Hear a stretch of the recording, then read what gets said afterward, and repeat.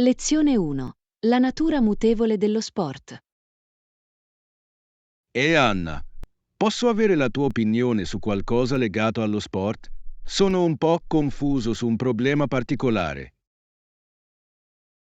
Assolutamente. John, cosa ti passa per la testa quando si tratta del mondo dello sport? Beh, sai che l'intero concetto di dilettantismo era un principio fondamentale degli sport agonistici, giusto? Sì, questo mi è familiare. Era visto come un modo per mantenere la purezza e l'integrità della competizione atletica. Esattamente.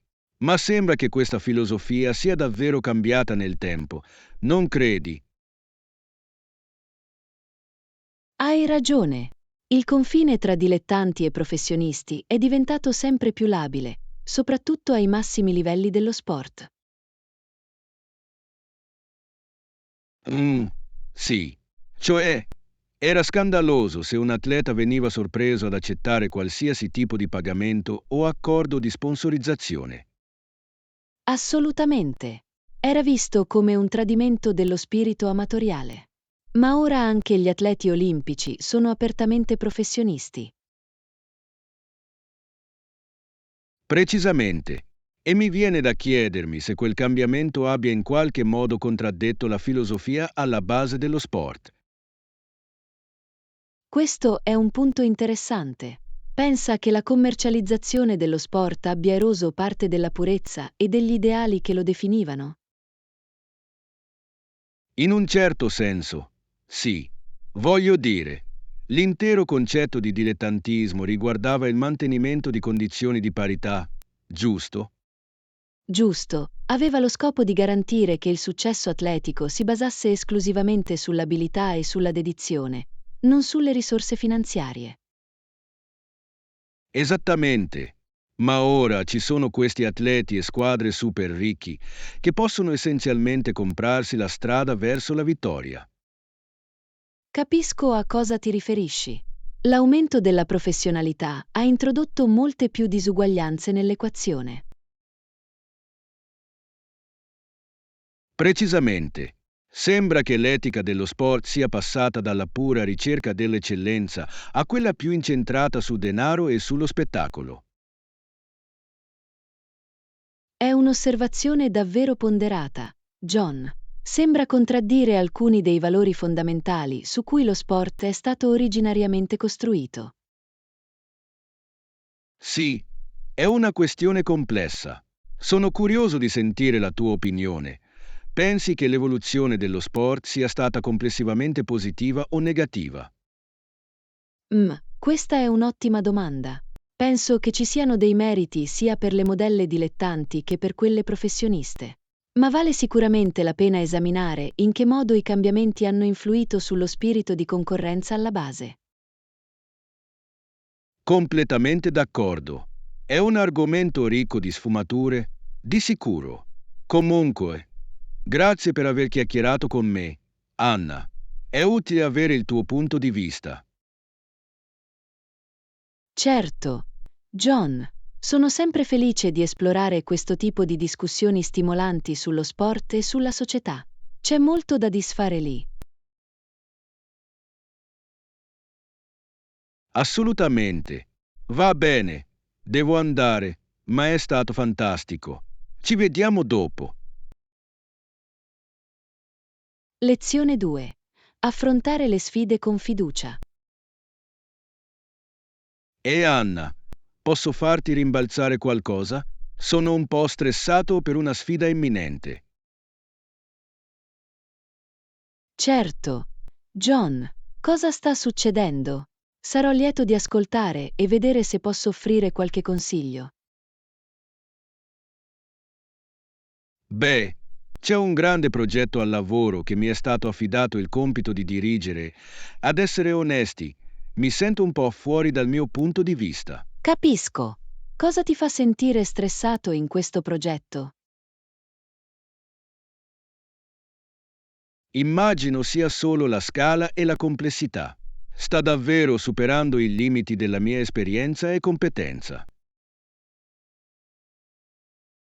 Capisco.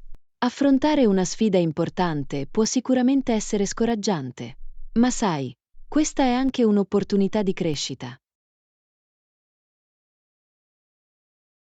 Questo è un buon punto. Suppongo che potrei vederla in questo modo. È difficile non concentrarsi su tutti i modi in cui potrei fallire, capisci? Ti sento. È facile farsi coinvolgere negli scenari peggiori, ma prova a riformularlo come un'occasione per dimostrare di cosa sei capace. Mm, ok, questa è una prospettiva interessante. Come mi suggerisci di affrontare la questione in un modo più positivo? Beh, prima di tutto, non essere troppo duro con te stesso. Riconosci che è una grande impresa, ma riconosci anche i tuoi punti di forza e le tue qualifiche. Giusto? Ok. Dovrei concentrarmi sui miei punti di forza piuttosto che soffermarmi sulle mie debolezze. Esattamente. E suddividi il progetto in fasi più piccole e più gestibili. Affrontalo pezzo per pezzo piuttosto che lasciarti sopraffare dall'insieme. Questo ha senso. Dividilo in piccoli compiti. Lo posso fare sicuramente. Assolutamente. E non aver paura di chiedere aiuto o guida al tuo team o ai tuoi mentori. Affidati al tuo sistema di supporto. Bella chiamata. Ho un sacco di persone di talento intorno a me su cui posso contare. Non dovrei provare a fare tutto da sola. Precisamente. E infine, cerca di mantenere una mentalità positiva e sicura di sé. Immagina di avere successo, non di fallire. Mm, Questa è una tecnica interessante. Visualizzare il risultato positivo piuttosto che quello negativo. Sì, può essere davvero potente. Aiuta a programmare il tuo subconscio affinché creda nella tua capacità di superare la sfida. Questo mi piace. Ok, mi hai dato un sacco di ottimi consigli. Anna, ora mi sento molto più preparato per affrontarlo. Sono così felice di aver contribuito a fornire una nuova prospettiva. John, ricorda, hai questo. Rimani concentrato e abbi fiducia in te stesso. Lo farà. Grazie mille per aver dedicato del tempo a parlarne con me. Lo apprezzo davvero. Quando vuoi. John, sono sempre felice di ascoltare e condividere strategie per affrontare le sfide della vita. Fantastico. Bene, dovrei andare, ma è stato molto utile. Ci vediamo dopo. Lezione 3. Il dibattito sulla routine di fitness. E Anna, posso avere il tuo contributo su qualcosa relativo al fitness? Sono curioso di sentire i tuoi pensieri. Assolutamente. John, cosa hai in mente quando si tratta di fitness?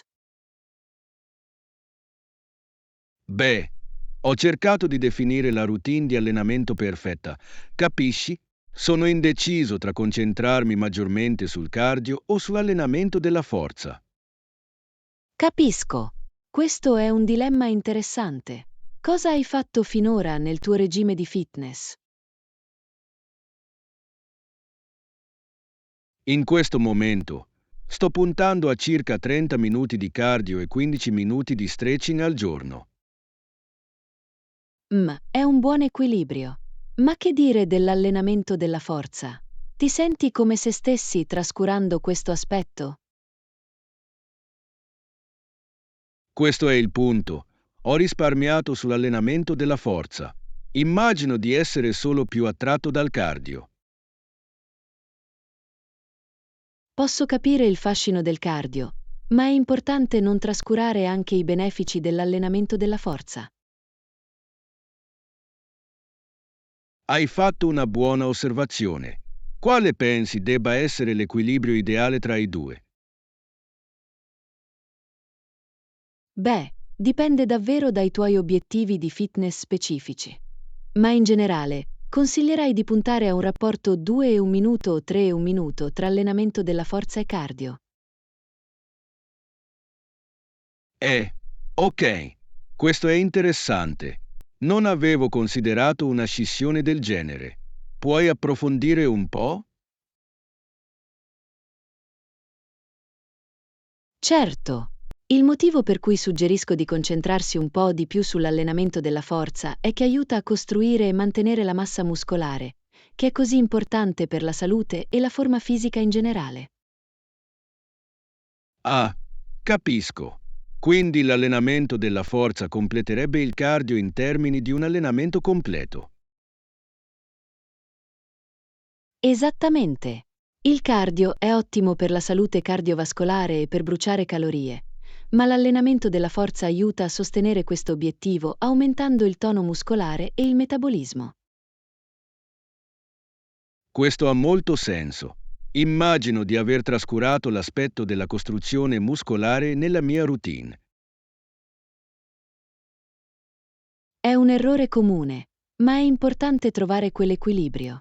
Forse prova a iniziare con 20-25 minuti di cardio e 10-15 minuti di allenamento della forza. Ok, posso sicuramente lavorare per modificare la mia routine in questo modo. Grazie per l'utile consiglio, Anna. Certo, John, il fitness consiste nel trovare ciò che funziona meglio per le esigenze e gli obiettivi individuali. Fatemi sapere se avete altre domande. Lo farà. Grazie per aver dedicato del tempo per spiegarmi tutto questo. Mi ha dato molto a cui pensare. In qualsiasi momento. Ti auguro buona fortuna per il tuo percorso di fitness. Rimani coerente e fidati del processo. Grazie, lo farò. Ci vediamo dopo, Anna. Lezione 4. Navigazione delle opzioni di trasporto. Buongiorno, Anna. Buongiorno.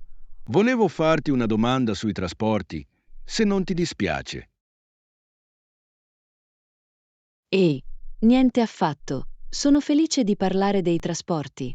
Cosa ti passa per la testa?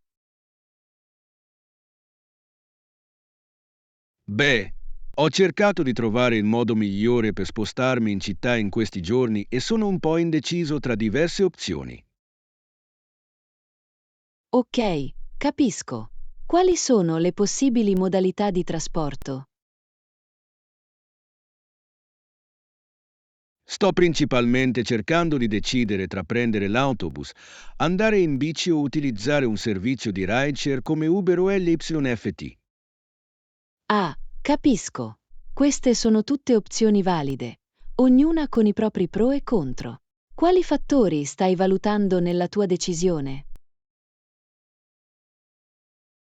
Immagino che le cose principali che sto cercando di bilanciare siano la convenienza, i costi e l'impatto ambientale.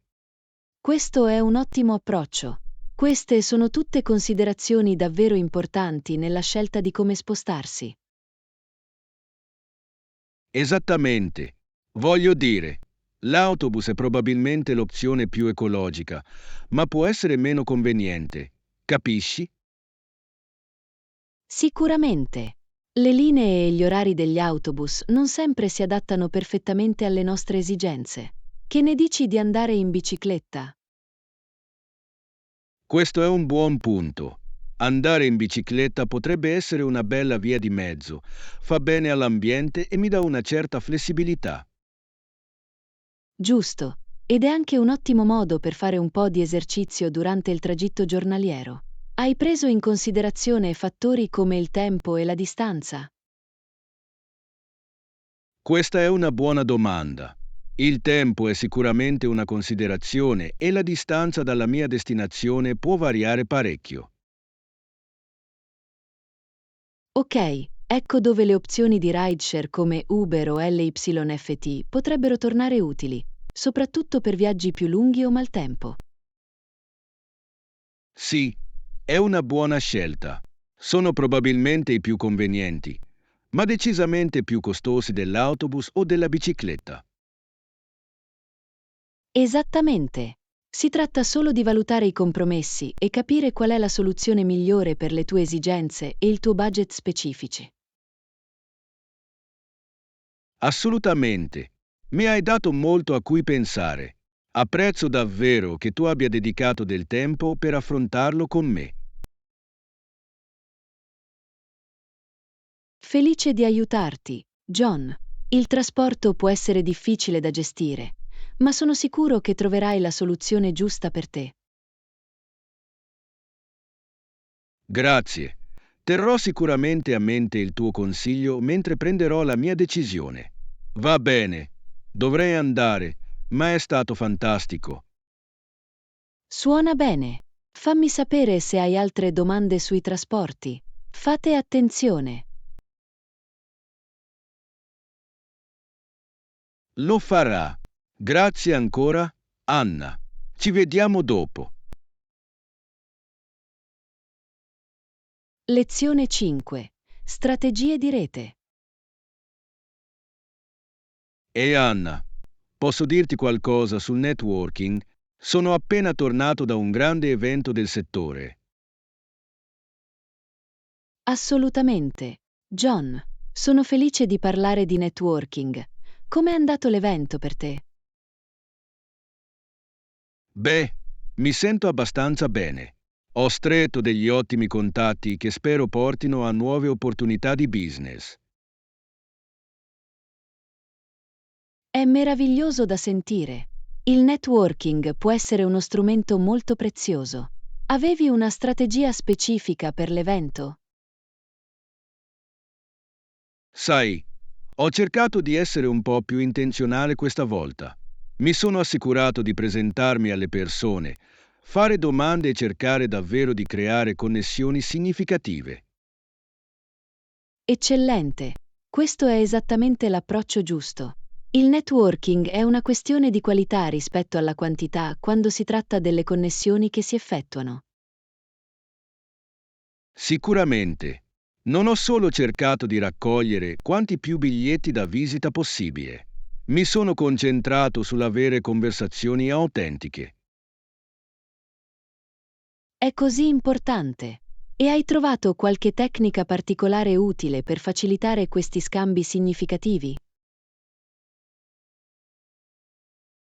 Bene, ho deciso di ascoltare davvero ciò che le persone dicevano, porre domande di follow-up e cercare di trovare un terreno comune. È un'ottima strategia. Ascoltare attivamente e trovare modi per relazionarsi a livello personale può fare molto. Assolutamente. Ho anche cercato di posizionarmi più come una risorsa piuttosto che come una semplice persona in cerca di una vendita. Capisci? Questo è un approccio perspicace. Posizionarti come un partner collaborativo piuttosto che un puro attore transazionale. Esattamente. Volevo dimostrare che ero sinceramente interessata ad aiutare, non solo a promuovere me stessa. È meraviglioso. John, sembra che tu abbia davvero affinato l'arte del networking efficace a questo evento.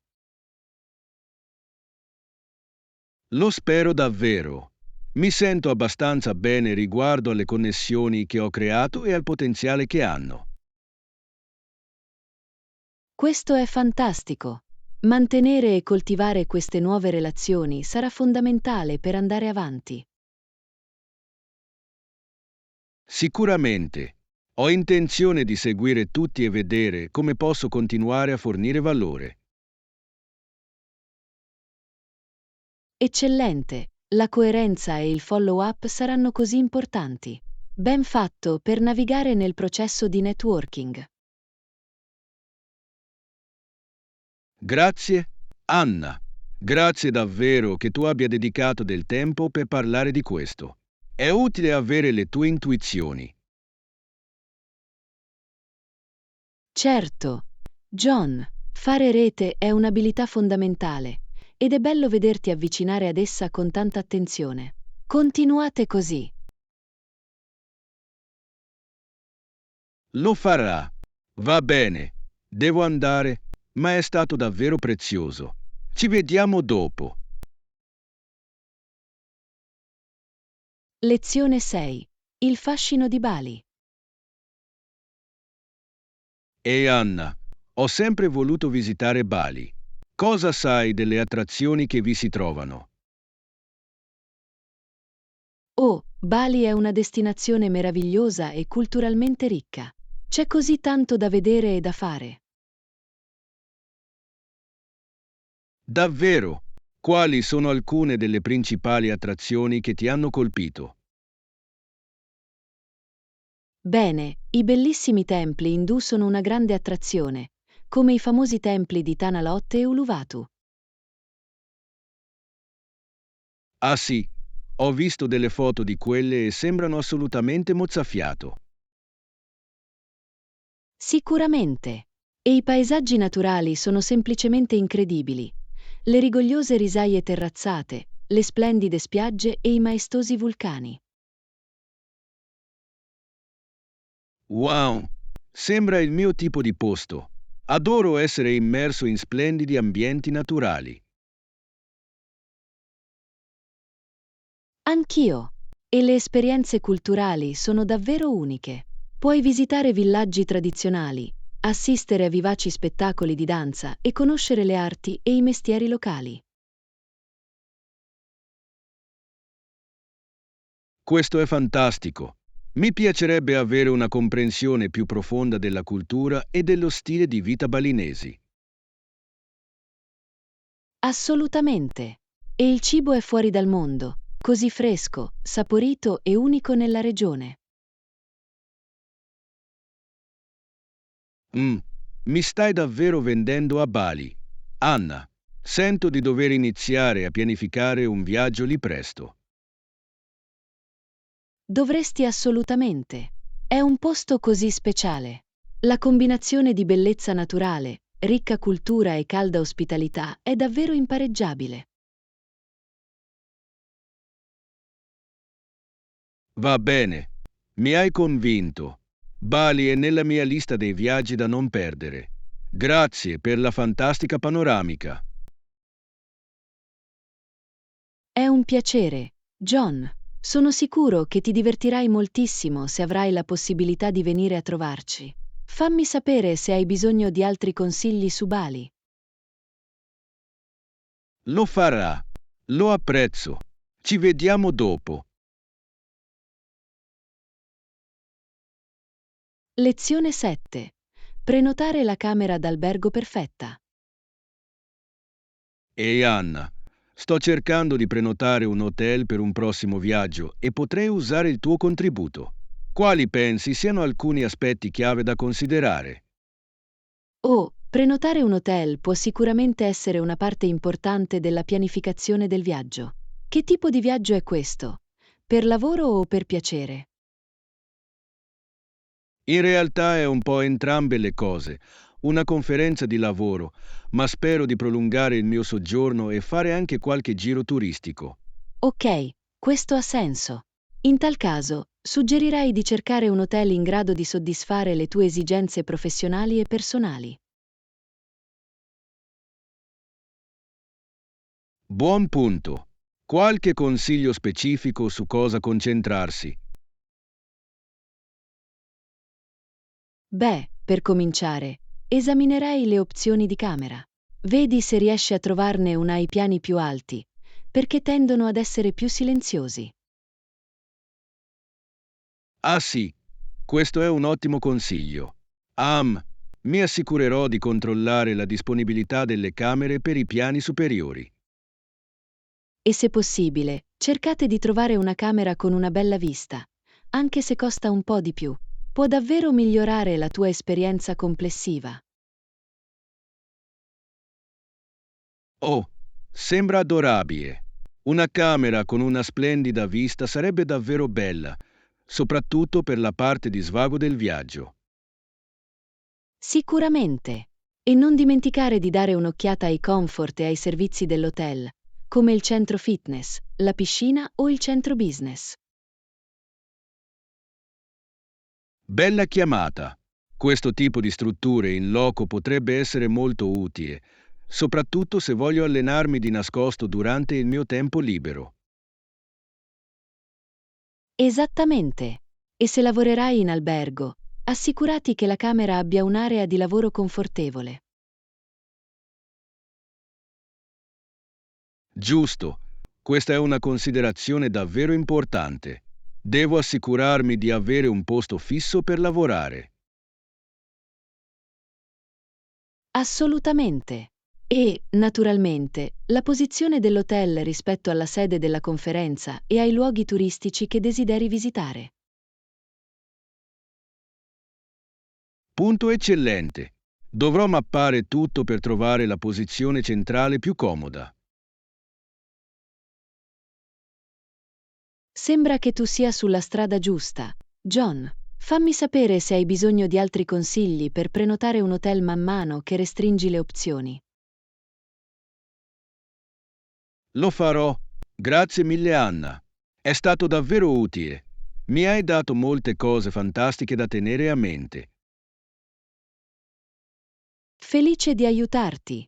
Ti auguro buona fortuna nel trovare l'hotel perfetto per il tuo prossimo viaggio.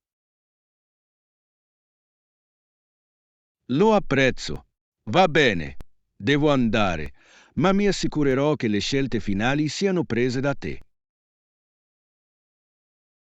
Lezione 8. Superare i vizi. E Anna, volevo parlarti di qualcosa di importante. Superare alcuni vizi personali. Capisco. È un argomento delicato ma importante. John, sono felice di avere una discussione aperta al riguardo con te. Beh, sono alle prese con alcune abitudini malsane da cui voglio davvero liberarmi. Capisci? Capisco. Può essere un viaggio difficile, ma ti elogio per aver fatto il primo passo e aver voluto fare un cambiamento. Sì, non è stato facile. Sento che questi vizi sono diventati delle barriere nella mia vita. Capisco. Puoi dirmi qualcosa di più sui vizi specifici che speri di superare? Beh, preferirei non entrare nei dettagli qui, se per te va bene, ma hanno sicuramente un impatto sulla mia salute e sul mio benessere. Certo, capisco perfettamente. L'importante è che tu riconosca la necessità di un cambiamento. Esattamente. E so che non sarà un processo facile o veloce, ma sono determinato a rompere queste abitudini. È un atteggiamento davvero ammirevole, John. Avere quella determinazione e forza di volontà è fondamentale. Grazie, Anna. Immagino di stare solo cercando consigli o strategie che potresti avere per superare questo tipo di vizi. Bene, il primo passo è spesso riconoscere il problema e impegnarsi a fare un cambiamento. Da lì, si tratta di trovare alternative salutari e meccanismi per farvi fronte.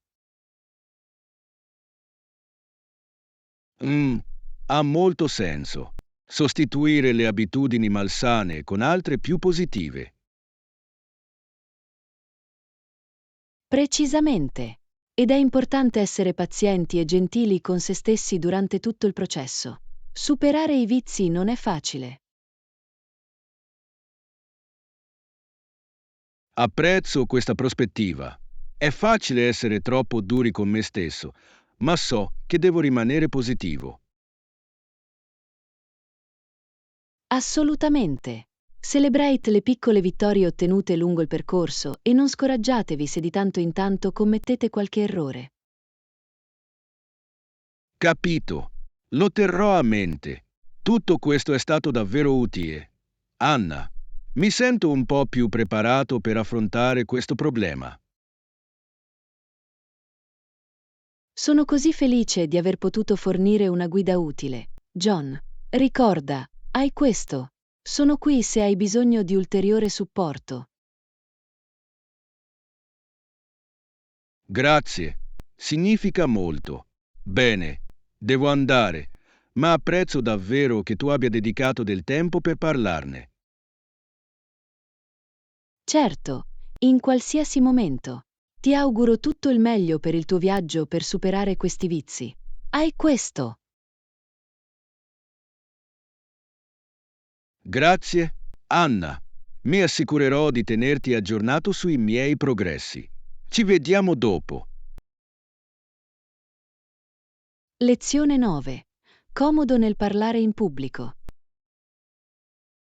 E Anna, volevo chiederti una cosa. Ho notato che hai tenuto molti discorsi ultimamente. Hai ragione. Ho tenuto parecchi interventi in pubblico di recente.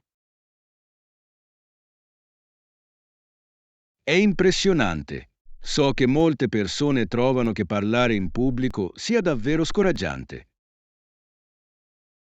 Hai assolutamente ragione.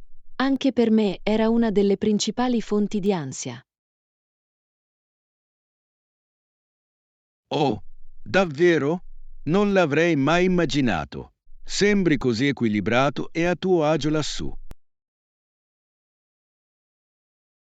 Beh, è qualcosa su cui ho davvero lavorato nel corso degli anni. Non mi viene naturale. Questo è buono a sapersi.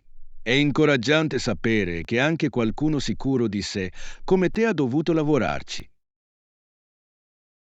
Sicuramente. Ero così nervoso prima di dover parlare davanti a una folla. Posso immaginare. Cosa hai fatto per superare quella paura e aumentare la tua fiducia? È stato un processo graduale, ma penso che la chiave sia stata mettermi in gioco più spesso. Questo ha senso. La pratica rende perfetti, come si suol dire. Esattamente. Più lo facevo, più mi sentivo a mio agio. Ora mi piace davvero parlare in pubblico.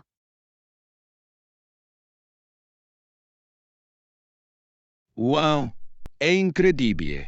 Sono davvero colpita dalla tua trasformazione.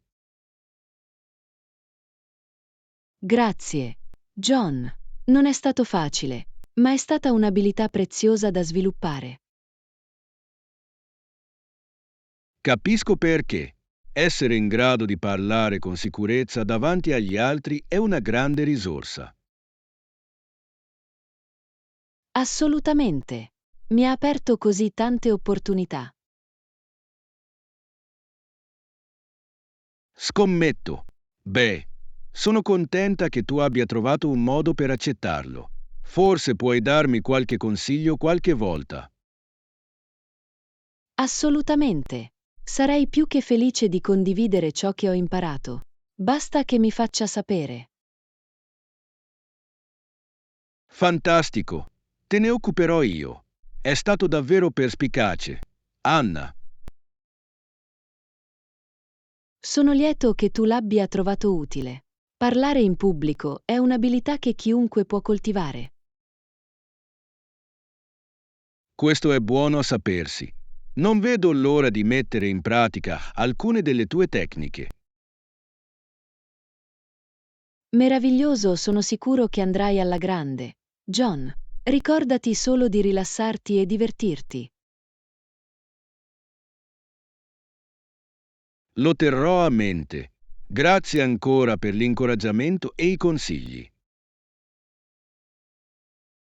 Lezione 10. Decisioni sulla decorazione. E Anna, volevo avere la tua opinione su qualcosa relativo all'arredamento della mia casa. Eccellente, sarei felice di offrire i miei pensieri. Che tipo di dilemma decorativo stai affrontando? Beh, sto cercando di capire il modo migliore per sistemare i mobili del mio salotto. Ah, capisco. Sicuramente può essere una decisione difficile. Cosa stai considerando?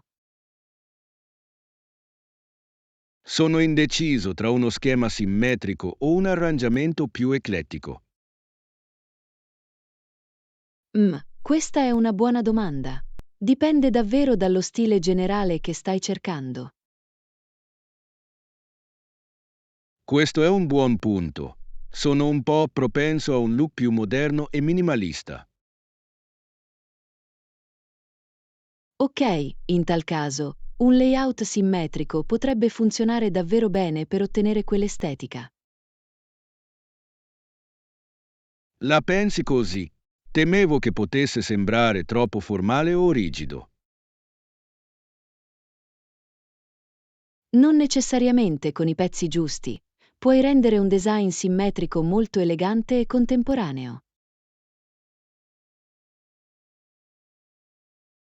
Interessante.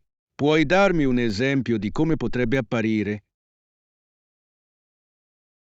Certo, immagina un divano centrato contro il muro, con poltrone abbinate che lo fiancheggiano su entrambi i lati. Ah sì, posso visualizzarlo. E poi magari un tavolino da caffè e dei tavolini per completare la simmetria. Esattamente. E potresti aggiungere alcuni accenti scultorei o geometrici per migliorare davvero l'atmosfera moderna. Questa idea mi piace molto. Sembra che creerebbe un look davvero pulito e coeso. Sicuramente. Ma ovviamente anche l'approccio eclettico ha il suo fascino. Questo è vero, adoro l'idea di mescolare diversi stili e texture. Assolutamente. In tal caso, potresti giocare con il posizionamento asimmetrico e con diverse forme dei mobili. Mm, questa è un'alternativa interessante. Dovrò valutare i pro e i contro di ciascun approccio. Prenditi il tuo tempo. Non c'è una risposta giusta. Si tratta solo di trovare ciò che ti parla. Hai ragione. Si tratta davvero di fidarmi del mio istinto progettuale. È stato molto utile, Anna. Sono così felice di aver potuto fornire una prospettiva utile. Fammi sapere in quale direzione decidi di andare. Lo farà. Ti ringrazio per aver dedicato del tempo per parlarne con me. Mi ha dato molto a cui pensare. Iscriviti, metti mi piace e condividi il nostro canale. Il tuo supporto ci aiuta a creare altri fantastici contenuti. Grazie!